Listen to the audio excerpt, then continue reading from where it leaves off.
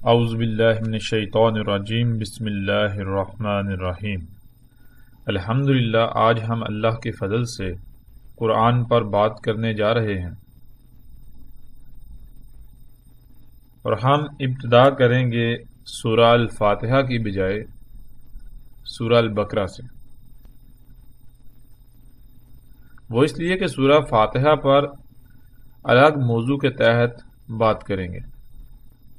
الف لام میم، الف لام میم یہ سورہ البقرہ کی پہلی آیت ہے، اور اس آیت کے بارے میں کچھ ایسی خود ساختہ باتیں پھیلا دی گئیں، ایسے عقائد و نظریات پھیلا دیے گئے کہ اس آیت سمیت قرآن میں 29 مقامات پر ایسی آیات آئی ہیں جنہیں حروف مقطعات کا نام دیا جاتا ہے، یعنی جس کے معنی ہیں ایسی آیات جن کو ٹکڑے ٹکڑے کر کے الگ الگ حروف میں پڑھنا۔ ان تمام 29 آیات کے بارے میں کسی کو علم نہیں سوائے اللہ کے۔ بعض لوگوں کا یہ کہنا ہے کہ ان آیات کا اللہ اور محمد علیہ السلام کے علاوہ کسی کو علم نہیں۔ ایک تیسرا طبقہ ایسا بھی ہے جن کا کہنا ہے کہ کچھ ایسی شخصیات گزری ہیں جنہیں ان آیات کا علم تھا، لیکن یا تو انہوں نے ان آیات کے علم کو آگے منتقل نہ کیا، یا پھر جنہیں منتقل کیا انہیں پر یہ سلسلہ رک گیا، تھم گیا۔ انہوں نے آگے ان آیات کا علم منتقل نہ کیا، جس وجہ سے نہ ہونے کے برابر لوگ ایسے ہیں یا ہو سکتے ہیں جنہیں ان آیات کا علم ہو۔ بہرحال مزید بھی کئی باتیں ایسی ہیں جو ان آیات کے بارے میں عام ہیں، لیکن جو سب سے زیادہ عام ہے وہ یہی عقائد و نظریات ہیں جو بیان کیے جا چکے ہیں۔ ان میں سب سے بڑا طبقہ وہ ہے جن کا کہنا یہ ہے کہ ان آیات کا اللہ اور اس کے رسول محمد علیہ السلام کے علاوہ کسی دوسرے کو علم نہیں ہے۔ یہ اللہ اور اس کے رسول کے درمیان، یعنی اللہ اور محمد علیہ السلام کے درمیان ہی کوئی پوشیدہ اسرار اور رموز پر مشتمل باتیں ہیں، اس لیے کسی دوسرے کو ان کے علاوہ علم نہیں ہے۔ اور اپنی بات کو سچا ثابت کرنی ہے، سورۃ آل عمران کی آیت نمبر 7 کا سہارا بھی لیتے ہیں۔ سورہ آل عمران کی آیت نمبر 7 کا سہارا لیتے ہوئے ان آیات کو متشابہات قرار دیتے ہیں اور ان آیات کے بارے میں بات کرنے والوں پر کفر تک کے فتوے داغ دیتے ہیں۔ حالانکہ حقیقت کیا ہے، ہم جیسے سے آگے بڑھیں گے تو حقیقت کھل کر واضح ہوتی چلی جائے گی۔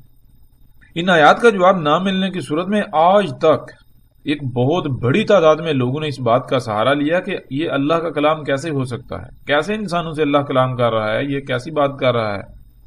پہلی ہی بات وہ کر رہا ہے کہ جس کا کسی کو علم تک نہیں۔ ایک طرف قرآن کو ہدایت کے لیے اتارنے کا دعویٰ، اور دوسری طرف ایسی آیات کے جن کا کسی کو علم ہی نہیں دیا۔ جب علم دینا مقصود ہی نہیں تھا تو پھر ایسی آیات کو اتارا ہی کیوں؟ مطلب یہ کہ اس طرح کے لا تعداد اعتراضات موجود ہیں، لیکن اصل سوال تو یہ پیدا ہوتا ہے کہ آخر اس کی اصل وجوہات کیا ہیں؟ کیا حقیقتاً ایسا ہی ہے کہ اللہ سبحانہ و تعالیٰ نے ان آیات کو بغیر کسی مقصد کے اتار دیا؟ اللہ نے ان کا کسی کو علم ہی نہیں دیا، گویا کہ یہ بغیر کسی مقصد کے اتار دی گئی۔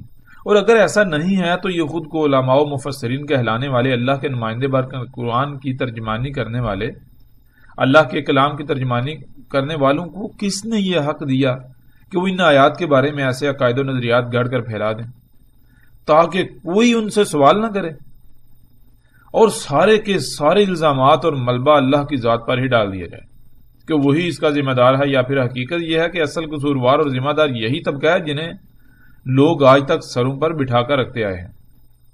یعنی اللہ سبحانہ و تعالیٰ نے ایسا نہیں کیا کہ وہ ان آیات کو چھپاتا یا ان آیات کو اتارنے کا کوئی مقصد نہیں تھا، بلکہ ان لوگوں کی سمجھ میں نہ آئی۔ ان لوگوں کی سمجھ میں آئی تو انہوں نے الٹا الزام جو اللہ تعالیٰ کے اوپر عائد کر دیا، بھائی اللہ نے ہی ان کو چھپا کر رکھا ہے، بغیر کسی مقصد کے اتار دیا۔ بہرحال ان تمام تر باتوں، عقائد و نظریات کو ایک طرف رکھتے ہوئے ہم اپنے موضوع کی طرف آتے ہیں۔ قرآن کو سمجھنے کے لیے کچھ بنیادی باتوں کا سمجھنا بہت ضروری ہے۔ جب تک ہم ان باتوں کو سمجھ کر مد نظر نہیں رکھیں گے تب تک قرآن کا کھلنا ناممکن ہو جائے گا۔ اور ان میں سب سے پہلی بات یہ ہے کہ لفظ آیت، آیت کیا ہے، آیت کسے کہتے ہیں، یا آیت کا معنی کیا ہے؟ جب تک ہم لفظ آیت کو نہیں سمجھ لیتے تب تک قرآن کا سمجھنا بہت مشکل ہے، کیونکہ جب بھی آپ کوئی کام کرتے ہیں تو اس کام کے شروع کرنے سے پہلے کچھ بنیادی باتیں، کچھ اصول ایسے ہوتے ہیں جن کو سمجھنا ضروری ہوتا ہے، ورنہ بعد میں نقصان کا سامنا کرنا پڑ سکتا ہے۔ تو بالکل اسی طرح ہم قرآن کو شروع کرنے سے پہلے، ہم قرآن پر بات کرنے سے پہلے کچھ بنیادی باتیں، کچھ بنیادی اصول ہیں کہ جن کو ہم سامنے رکھتے ہوئے آگے بڑھیں۔ ان میں سب سے پہلا اصول یا سب سے پہلی بات لفظ آیت۔ آیت کیا ہے؟ اللہ سبحانہ و تعالیٰ نے قرآن میں صراحت کے ساتھ کہا کہ اللہ نے ہر شے سے اس کا جوڑا بنایا، جیسا کہ آپ سکرین پر نظر آنے والی اس آیت میں دیکھ سکتے ہیں۔ اس وقت سکرین پر آپ کو سورہ زاریات کی آیت نمبر 49 نظر آ رہی ہے، اور اس میں اللہ سبحانہ و تعالیٰ کہتے ہیں وَمِن كُلِّ شَيْءٍ خَلَقْنَا زَوْجَيْنِ، اور ہر شے سے خلق کیا ہم نے اس کا جوڑا۔ ناظرین، لفظ آیت کا جوڑا کیا ہے؟ جب ہم لفظ آیت کو سمجھ لیں گے تو اس کا جوڑا خود بخود ہی واضح ہو جائے گا۔ آیت کسے کہتے ہیں؟ آیت کہتے ہیں کسی شے کو ایسے بند کرنا کہ وہ ہر پہلو سے، ہر طرف سے چھپ جائے، مگر ایک چھوٹا سا حصہ، چھوٹا سا پہلو کھلا چھوڑ دیا جائے۔ کھلا چھوڑ دینا جو بالکل سامنے ہو، جس میں غور کرنے سے، یعنی اس کی گہرائی میں جانے سے، اس کے پیچھے پڑنے سے اس کی اصل تک پہنچ جانا، یعنی پوری کی پوری شے کا کھل کر ہر پہلو سے سامنے آ جانا۔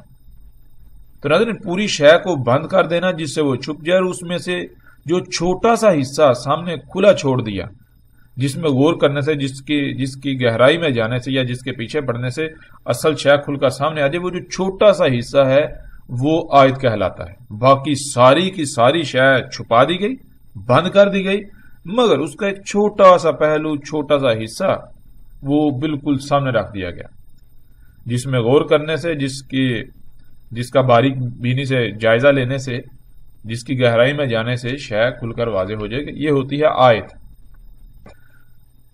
اس بات کو بیان کرنے، یعنی یہاں کھولنے کا مقصد ہی یہی تھا کہ اللہ نے اس قرآن میں آیات اتاری ہیں، نہ کہ بینات۔ اللہ سبحانہ و تعالیٰ ہی ان آیات کو بیان کرتا ہے، مگر کیسے کرتا ہے اس کو جاننا بھی بہت ضروری ہے۔ اللہ سبحانہ و تعالیٰ آیات کو بیان کرتا ہے جیسے اللہ کا قانون ہے۔ اللہ کیسے آیات کو بینات میں بدلتا ہے، اللہ کا وہ قانون کیا ہے، اس پر بھی آگے جا کر صراحت کے ساتھ بات ہوگی۔ لیکن یہاں جو بات ایک اور سامنے ہم نے رکھنی ہے وہ یہ کہ ہم نے کہا تھا کہ اللہ نے ہر شے سے اس کا جوڑا بنایا۔ تو جب ہم لفظ آیت سمجھ آ جائے، آیت کیا ہے، تو لامحالہ بہت ہی آسانی سے اس کا جوڑا کیا ہے وہ بھی سمجھ آ جاتا ہے۔ تو آیت جو لفظ ہے اس کا جوڑا کیا ہے؟ جوڑا ہے اس کا بین، لفظ بین۔ بین کہتے ہیں کسی شے کا ہر لحاظ سے، ہر پہلو سے کھل جانا، کھلا ہوا ہونا، مکمل ہر پہلو سے، ہر طرف سے بالکل واضح کھلا ہوا ہونا، سامنے ہونا، کسی بھی پہلو سے اس کا چھپا ہوا نہ ہونا۔ اب آتے ہیں دوسری بات کی طرف، اور وہ یہ ہے کہ قرآن اللہ کا کلام ہے۔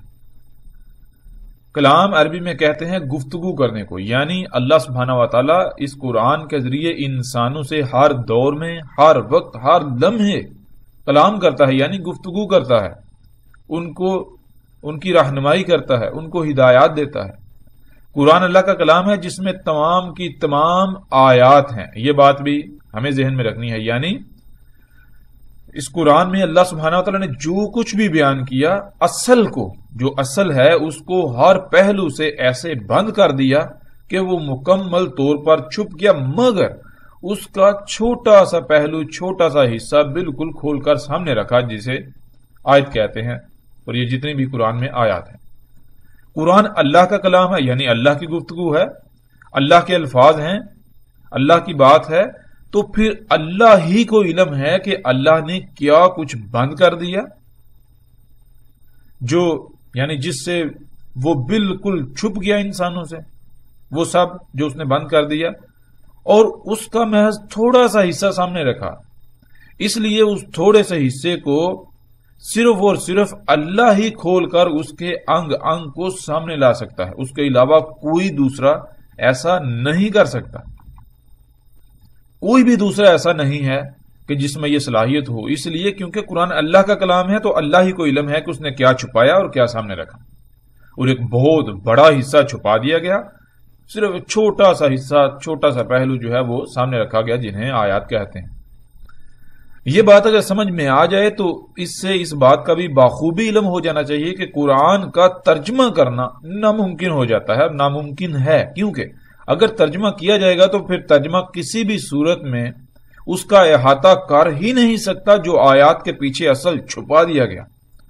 ترجمے سے محض آیات کے الفاظ کو دوسری زبان میں بدلا جا سکتا ہے، لیکن یہ یاد رہے کہ پھر وہ قرآن اور اس کی آیات کسی بھی صورت نہیں کہلائی جا سکتی، وہ اللہ کا کلام کہلایا ہی نہیں جا سکتا، ہو ہی نہیں سکتا۔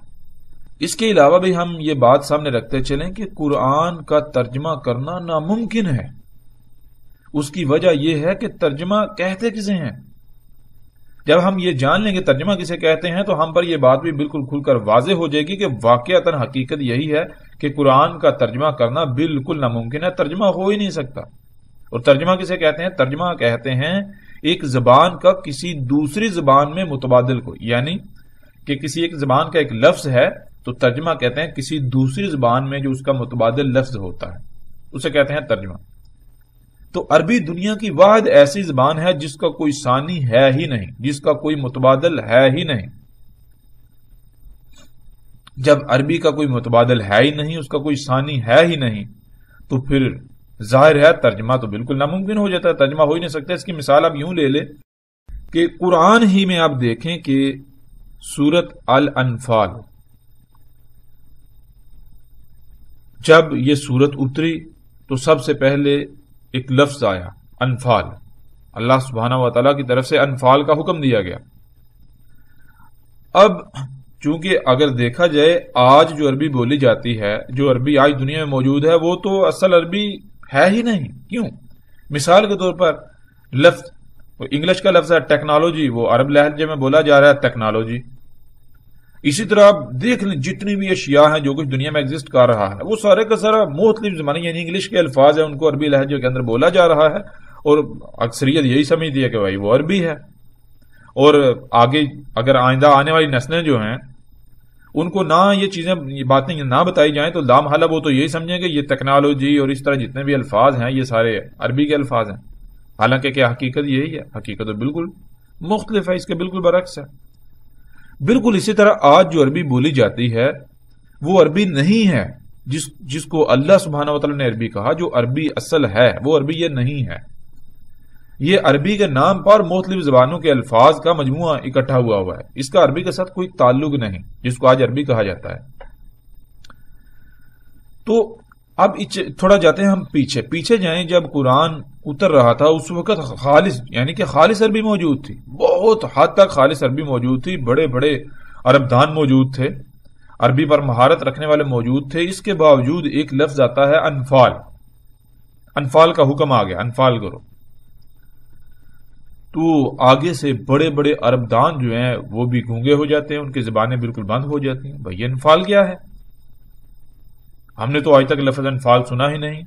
اب یا تو ہم یہ کہہ دیں کہ انفال عربی کا لفظ ہی نہیں، اور اگر عربی کا لفظ ہے تو ہمیں یہ دیکھنا چاہیے کہ اس وقت کے عرب جو خالص عربی جاننے کے دعوے دار تھے، جو اس وقت جو خالص عربی تھی، کوئی دوسرے کلچر، دنیا گلوبل ولیج نہیں تھی ان کے ساتھ، یعنی کہ وہ مکس اپ نہیں ہوا تھا کہ جس کی وجہ سے بندہ کہا جائے کہ عربی کے اندر وہ ملاوٹ تھی، وہ چیز بھی نظر نہیں آتی۔ اس کے باوجود ایک لفظ انفال آتا ہے، سب کے سب خاموش۔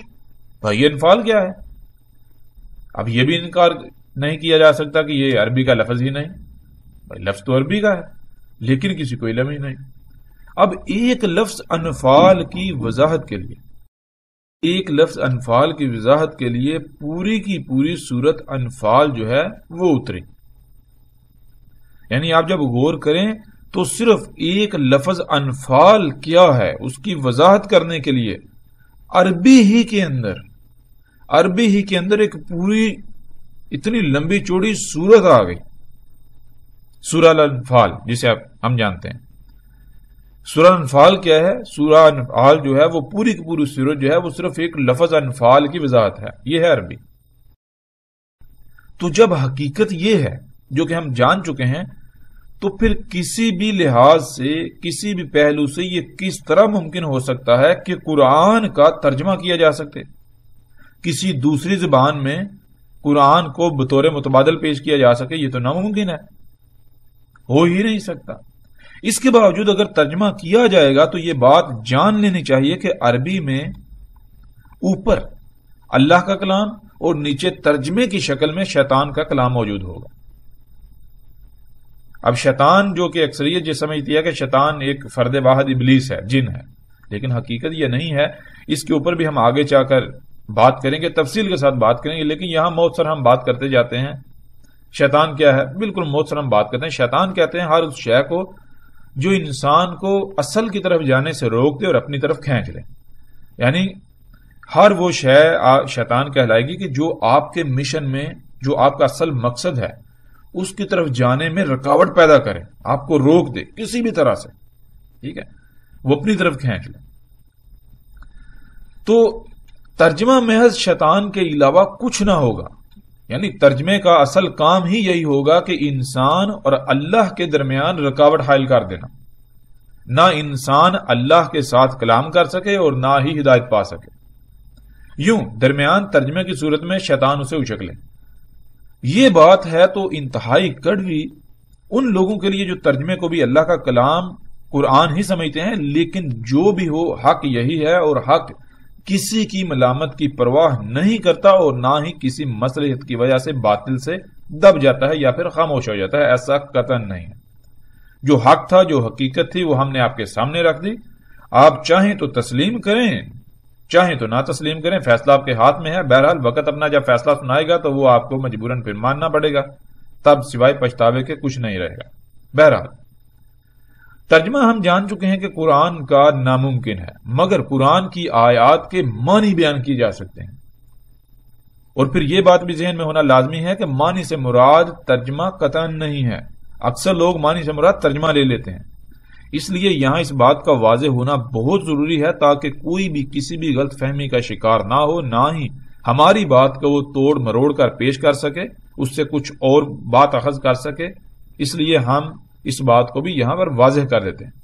معنی کسی لفظ کو دوسری زبان میں سمجھنے یا سمجھانے کی غرض سے استعمال ہونے والے الفاظ کے مجموعے کو کہتے ہیں، جس میں اکثر مثالوں کا بھی سہارا لیا جاتا ہے۔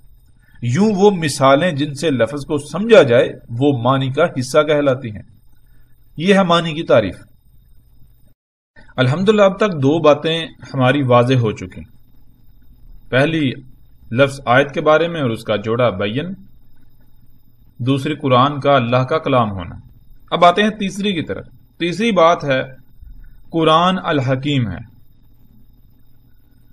اور اس کا قرآن میں نہ صرف صراحت کے ساتھ کئی مقامات پر ذکر ہے قرآن کا الحکیم ہونا، بلکہ قرآن میں درجنوں مقامات پر اللہ سبحانہ و تعالی نے اپنے لیے لفظ الحکیم استعمال کیا۔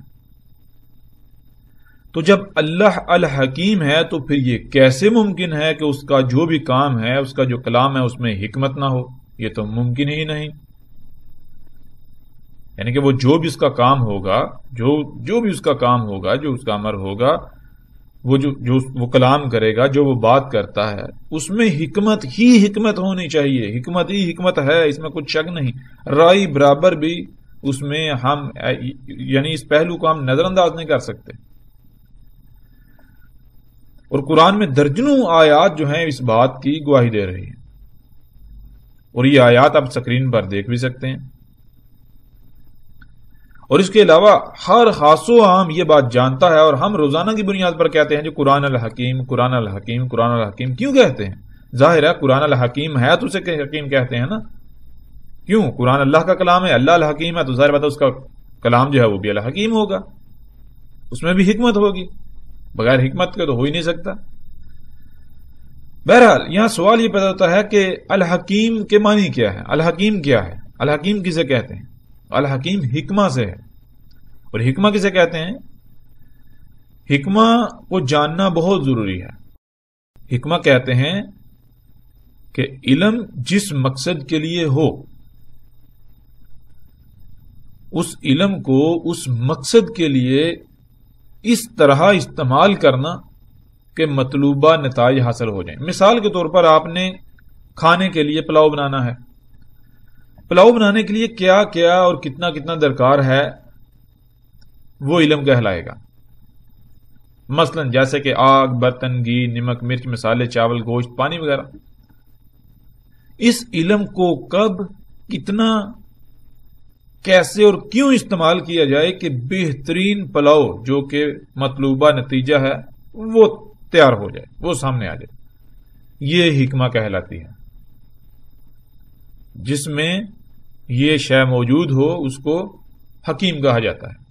مثلا کب آگ جلانی ہے، کتنی تیز جلانی ہے، کب برتن رکھنا ہے، کتنا گرم کرنا ہے، کب گھی ڈالنا ہے، کتنا ڈالنا ہے اور کتنا گرم کرنا ہے، اور اسی طرح کب کب کون کون سی اشیاء اور کتنی کتنی ڈالنی ہے، کتنا کتنا انہیں پکانا ہے کہ بہترین مطلوبہ نتائج حاصل ہوں، یعنی پلاؤ تیار ہو جائے۔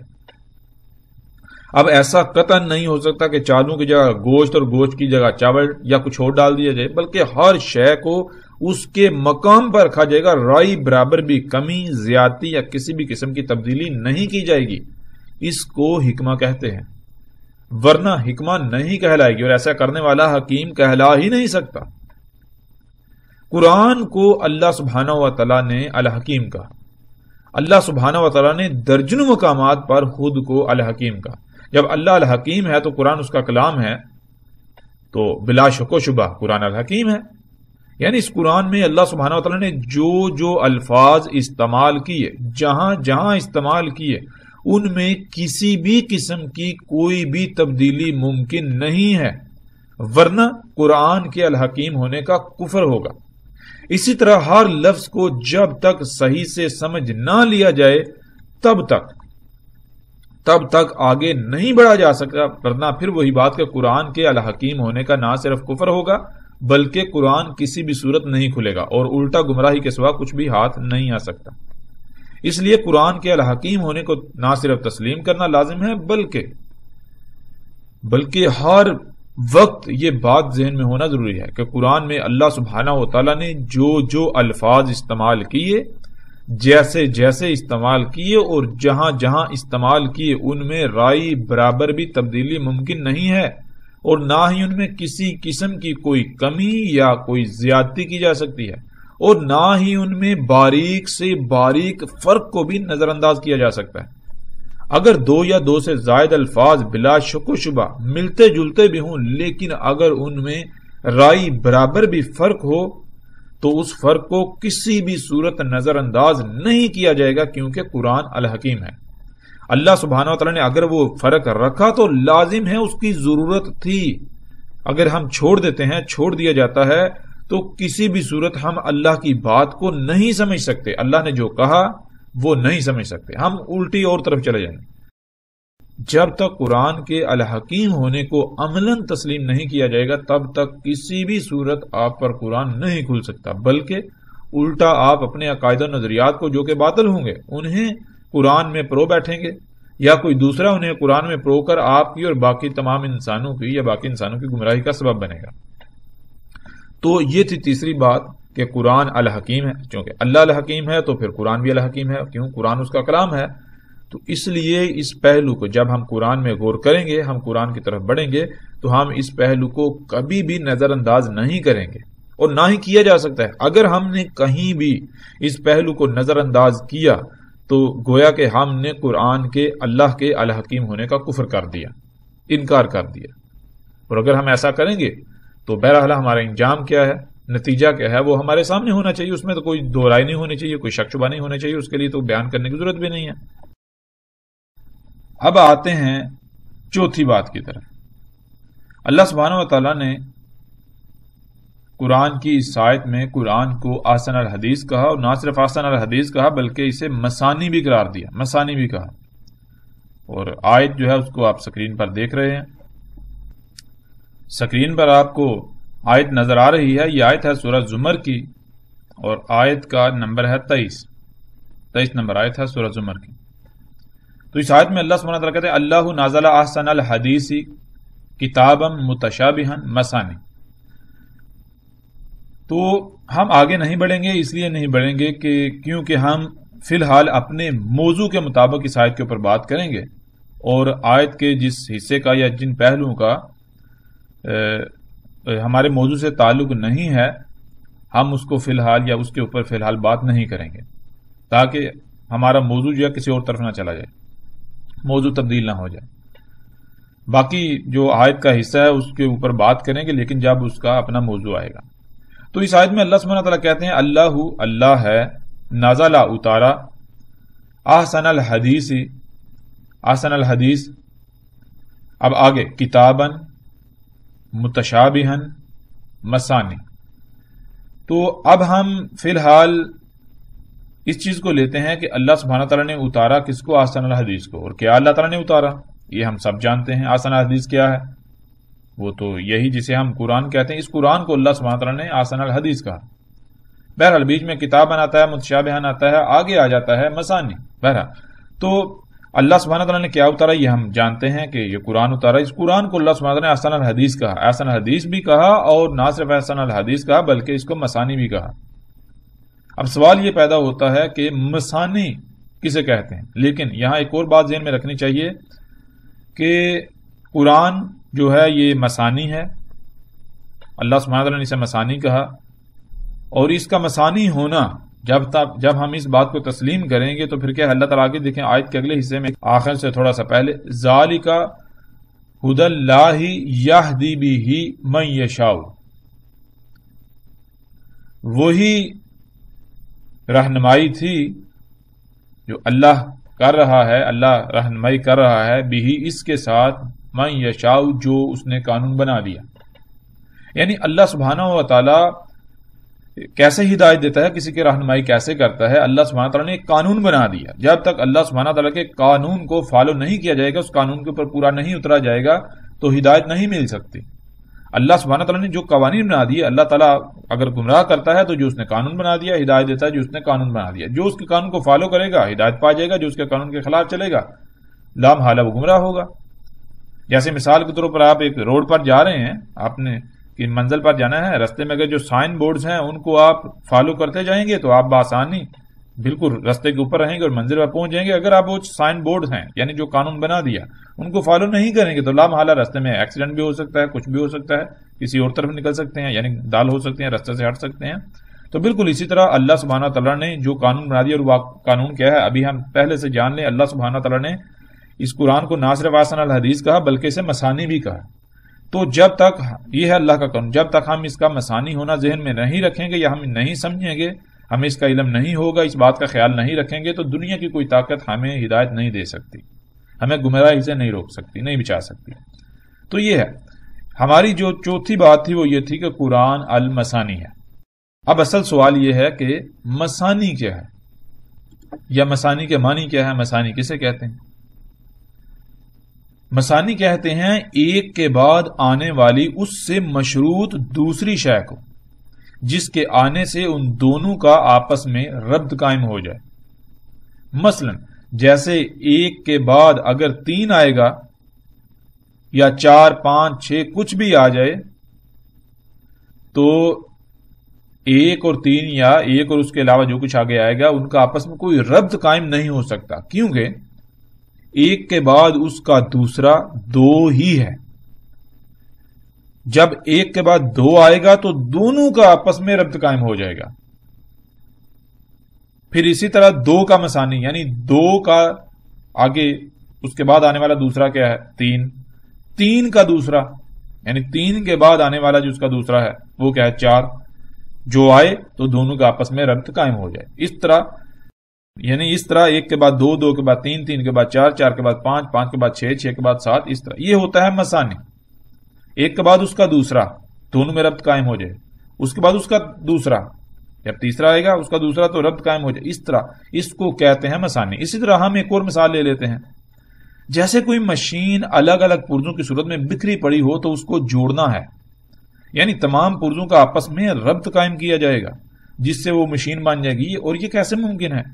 یہ صرف اور صرف ایک ہی صورت ممکن ہے کہ ہر پرزے کو اسی کے ساتھ جوڑا جائے گا جو اس کے بعد اس کا دوسرا ہے، جسے مثانی کہا جائے گا۔ بالکل اسی طرح قرآن مثانی ہے. قرآن کی تمام آیات بالکل ایسے ہی ہیں جیسے ایک اور اس کے بعد دو، دو کے بعد تین، تین کے بعد چار، چار کے بعد پانچ، اس طرح بتدریج.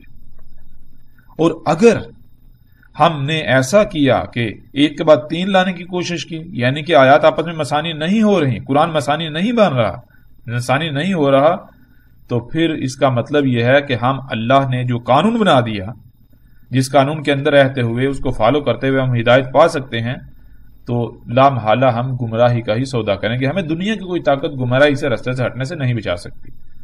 تو یہ بات ذہن میں رکھیں کہ جب بھی آیات کا آپس میں ربط ٹوٹ جائے، جب بھی ربط قائم نہ ہو رہا ہو، تو اس کا مطلب یہ ہے کہ آپ غلط سمت میں جا رہے ہیں.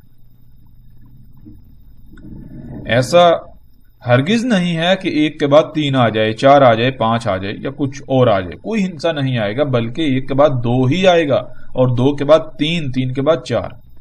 پھر جیسے مشین کے جوڑنے کے لیے اس کے پرزوں کو جوڑا جاتا ہے، تو مشین کے مختلف حصے وجود میں آتے ہیں پہلے، پھر ان حصوں کو جوڑا جاتا ہے آپس میں، مشین وجود میں آتی ہے. یعنی کہ جب ایک حصہ مکمل ہو جائے تو پھر سے ایک سے شروع کیا جاتا ہے، یعنی اگلے حصے کو جوڑنے کے لیے اس حصے کے پہلے پرزے سے شروع کیا جاتا ہے. بالکل اسی طرح قرآن کا معاملہ ہے. قرآن میں جب ایک مدعا، ایک بات شروع ہوتی ہے، تو جب تک وہ مکمل نہیں ہو جاتی تب تک وہ تمام آیات جو ہیں وہ مثانی ہوتی ہے، ایک دوسرے کے ساتھ اس طرح ربط قائم ہوتا ہے. جب ایک بات مکمل ہو جاتی ہے تو پھر ایک دوسری بات شروع ہو جاتی ہے. اب وہ پہلی بات اور دوسری بات وہ دونوں آپس میں مثانی ہیں، نہ کہ اب وہاں جو درمیان میں دونوں آخر یعنی پہلی بات کی آخری آیت اور اگلی آنے والی بات کی پہلی آیت، وہ دونوں مثانی نہیں ہوں گی، بلکہ وہ جو دونوں باتیں ہیں مجموعی طور پر، پہلی بات کتنی ہی آیات کا مجموعہ بن جائے گی، وہ آیات کا مجموعہ، اور اگلی بات جو آیات کا مجموعہ ہوگی، یہ پھر دونوں آپس میں مثانی ہو جائیں گے، یعنی ان کا آپس میں اس طرح گہرا ربط قائم ہوگا. پھر اسی طرح آگے تیسری بات، چوتھی بات. تو یہ چیز ذہن میں رکھنی، اسے کہتے ہیں مثانی. یعنی چند آیات کے مجموعے بھی مثانی ہیں، آیات اپنے آپ میں بھی مثانی ہیں. اگر قرآن کا مثانی ہونا تسلیم نہیں کیا جائے گا تو پھر وہی بات کہ قرآن کھلنے کے بجائے الٹا گمراہی کا ہی سودا ہاتھ میں آئے گا.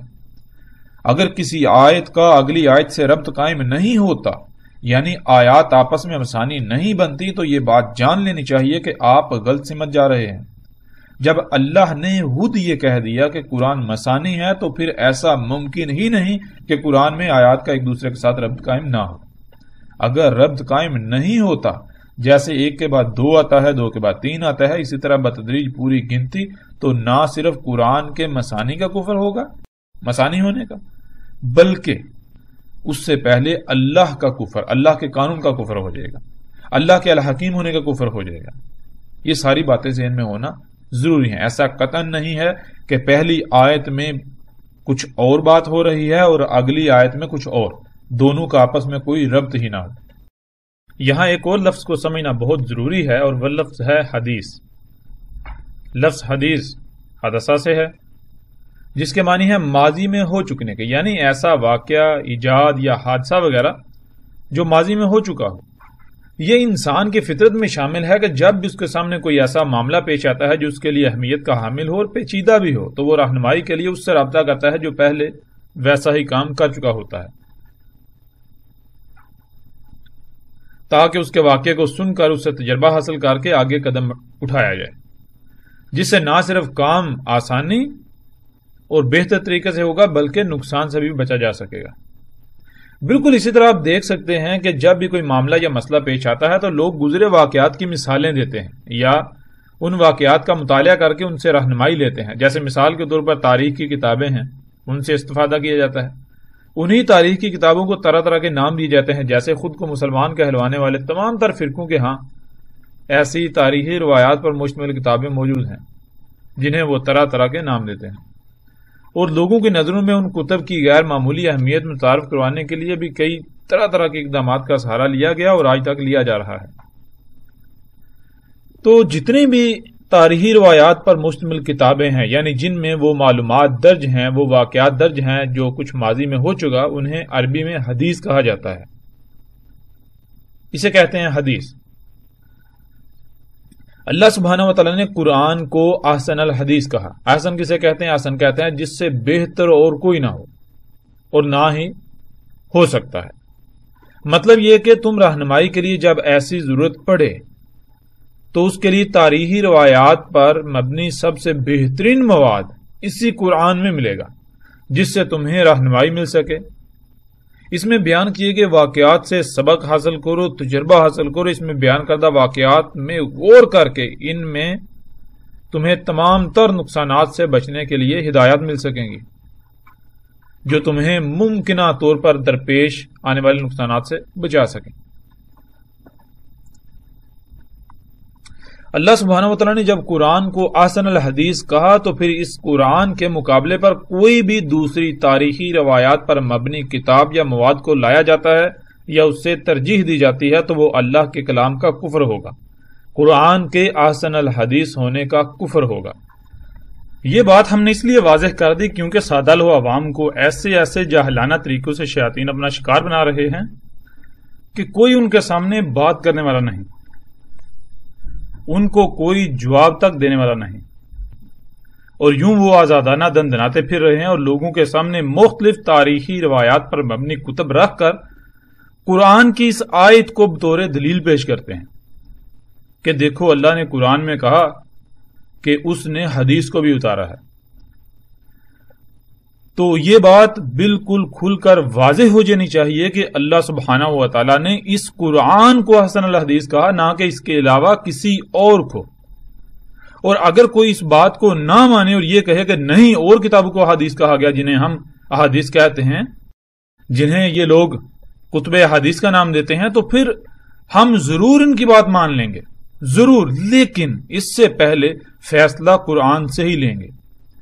اللہ سبحانہ و تعالیٰ نے نہ صرف احسن الحدیث کو اتارا بلکہ اسے مثانی بھی قرار دیا.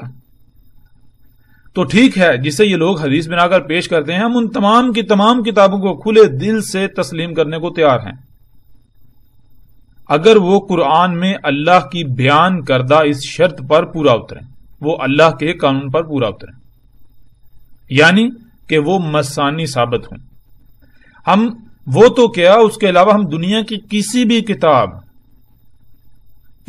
کتاب صرف حدیث ہی نہیں بلکہ احسن الحدیث ماننے کو تیار ہیں اگر وہ کتاب مثانی ثابت کر دی جائے، ان میں موجود سارے کا سارا مواد اور ایک ایک لائن کا آپس میں ربط ثابت کر دیا جائے، کیونکہ یہی اللہ سبحانہ تعالیٰ کا فیصلہ و قانون ہے.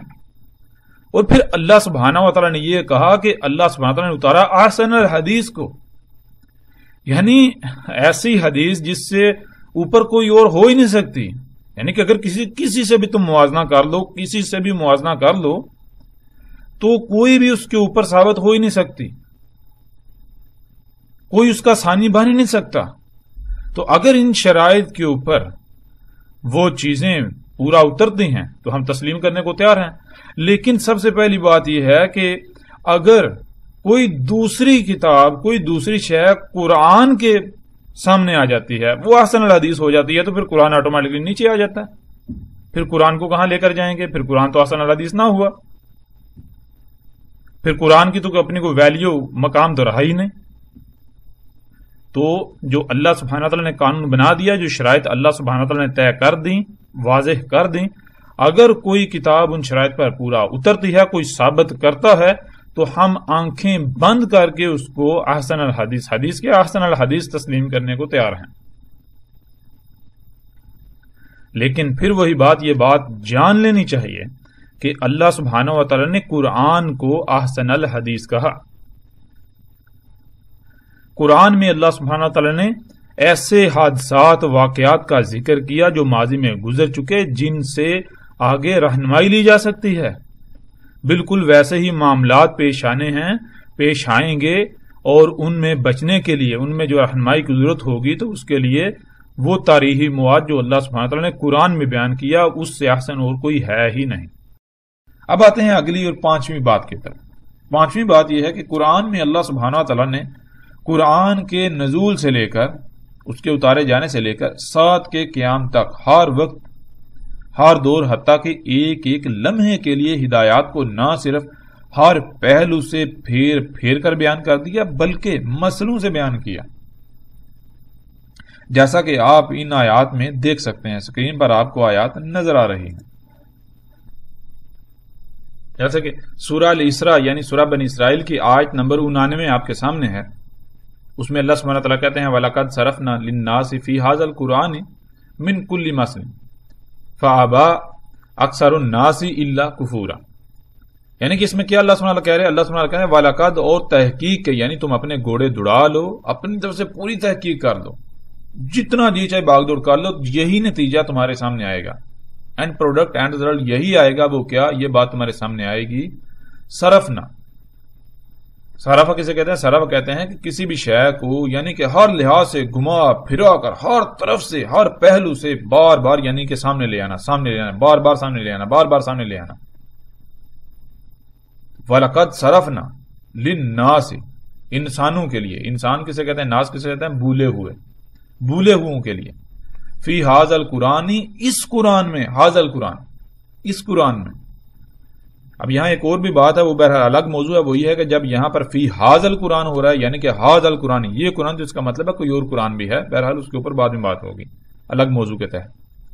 تو یہ اللہ سبحانہ وتعالیٰ کہتے ہیں فی ھذا القرآن من کل مثل، تمام کی تمام مسئلوں سے، تمام کے تمام مسئلوں سے۔